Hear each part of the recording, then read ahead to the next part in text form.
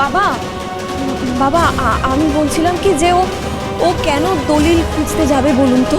হ্যাঁ, রনিতাকে আমরা সবসময় যা খুশি বলি, মানে এই নয় যে বেচারিকে চোর অপবাদ দিয়ে দেওয়া হবে, তাই না? বেচারি? কে বেচারি? মা মা তুমি ওকে ডিফেন্ড করতে যেও না মা। রনিতা ভালোই ভালো তোমায় জিজ্ঞেস করছি, তুমি সত্যি কথা বলো, কিন্তু পরিষ্কার করে তুমি বলো তুমি দাদুর ঘরে কেন গিয়েছিলে? আমি আমি ওই ওই ওই ওই কি ওই করছো?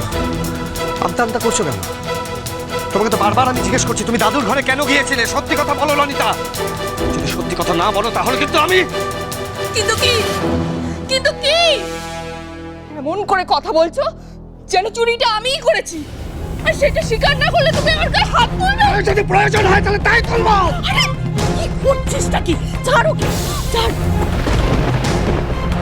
রঙ্গন, রনিতা এবারেই বউ, ওর সাথে কোনো রকম অভদ্র ব্যবহার তুমি করবে না। ভুল করলে ও শাস্তি পাবে, এভাবে মাথা গরম করলে তো চলবে না। রনিতা তুমি বলো তো কেন গেছিলে? কোনো দরকার ছিল ওই ঘরে?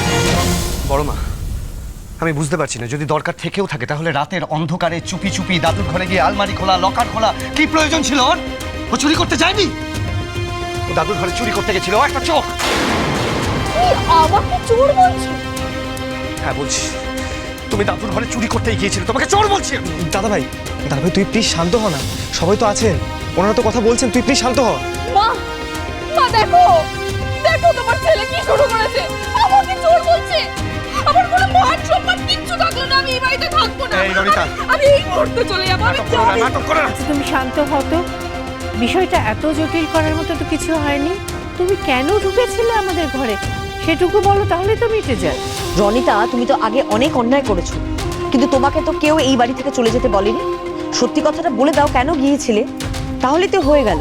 খুব বেশি হলে একটু বকা খাবে, এত ঝামেলা তো হবে না। বড়দি ভাই কিছু মনে করো না, একটা কথা বলবো? আজ রনিতা বলেই আমরা এত সহজে বলতে পারছি ও চুরি করতে ঢুকেছিল, কিন্তু তোমার বড় বৌমা মানে তমালিকা হলে এটা বলতে পারতাম না, বা তোমার ছোট বৌমা ঝুমুর হলে বলতে পারতাম? আমরা কেউ বলতাম না গো। আমার কি মনে হয় জানো তো বড়দি ভাই, খুব চেষ্টা করছি আমরা যে ওর ঘাড়ে সবকিছু চাপিয়ে দেওয়া। মেজ বৌদিকে না সবাই যথেষ্ট ভালোভাবে জিজ্ঞাসা করছিল। হ্যাঁ, মেজ বৌদি তো হঠাৎ সিন ক্রিয়েট করলো। বড়দের মাঝখানে তুই কথা বলবি না, যা নিজের ঘরে যা।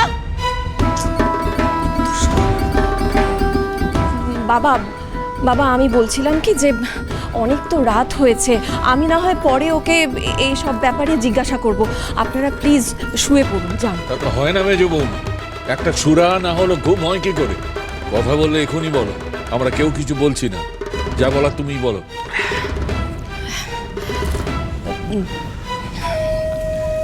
রনিতা,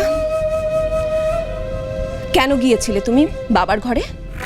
হ্যাঁ, বুধুয়া সোম থেকে রবি প্রতিদিন সন্ধ্যে 7:30টায় স্টার জলসায় ও ডিজনি প্লাস হটস্টারে।